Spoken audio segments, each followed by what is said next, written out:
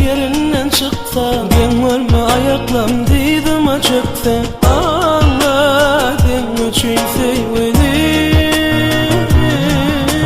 Menden gözeller deryada yaksa, bu gölem göllerime nayın çar baksa. Anladın sevdim. Duygumu kalbimde gel yarım sende, sevgimi kalbimde onlar bilinse. Yanarma yanımda seyerim seyerim. Men o deysenlerme dargıtma külde, sevgi donun giysen sevgi bir eski. Yanımda yanarma seyerim seyerim. Men seni seyen gülüm, her zaman güler gözüm. Hasrata koyma beni sevgilim.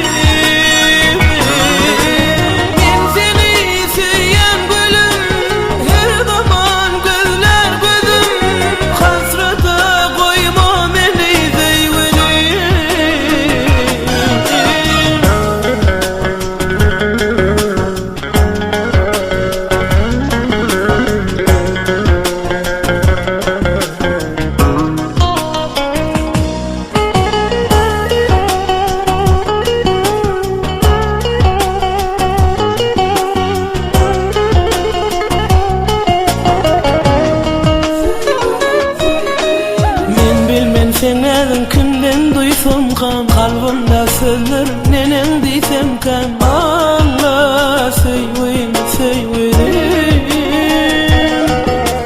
Yanımda sen olsan yatağımda dukam. Levler levler men edip de görkem.